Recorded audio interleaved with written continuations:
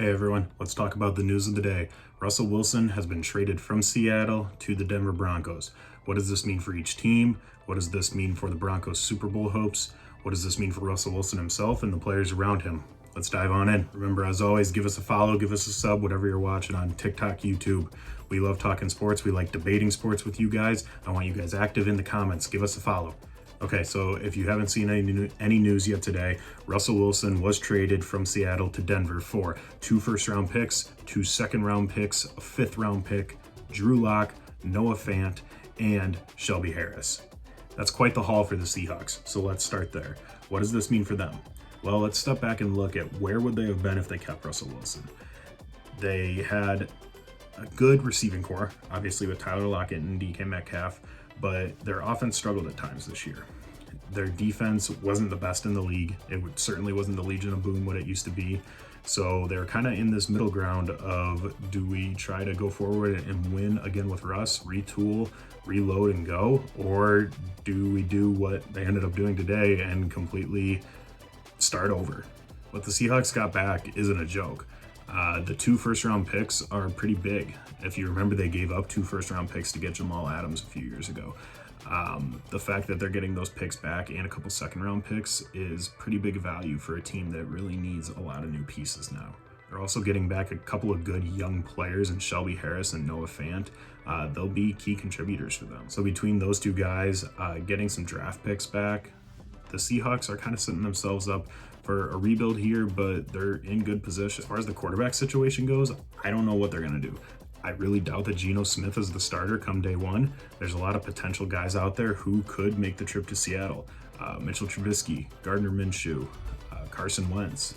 There's a lot of different routes that Seattle could take here.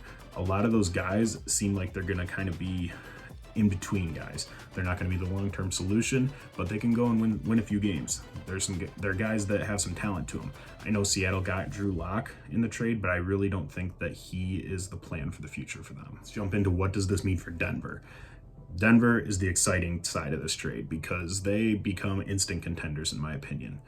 They have a lot of weapons on offense. Javonte Williams is a great young running back, and if Melvin Gordon is back, and I've been seeing some rumors saying that he's gonna be, yeah, fantasy owners might not be happy, but that backfield is gonna be real nice. We all know that this receiving core has a lot of potential. Jerry Jeudy was one of the top receivers coming out of the draft a few years ago from Alabama. He got hurt last year. A lot of fantasy owners might think that he's kind of a bust. He's not really anything special. As far as football talent goes, Jerry Jeudy has a lot of football talent. When you combine him with guys like Tim Patrick and Courtland Sutton, this receiving core is going to be no joke. Yeah, losing Noah Fant hurts, but they'll be able to replace him. Let's look at the Rams this year. Now, I'm not sitting here telling you that the Broncos are going to have the exact same situation that the Rams had this year. Their receiving core is not Cooper Kupp, Robert Woods, and Odell Beckham. They are still good, though. They spent money in a lot of similar ways that the Rams did. They have the backfield that is young and solid, like Cam Akers and Darrell Henderson, very similar to Javonte Williams and Melvin Gordon. They don't have bad contracts at the running back position, at the wide receiver position.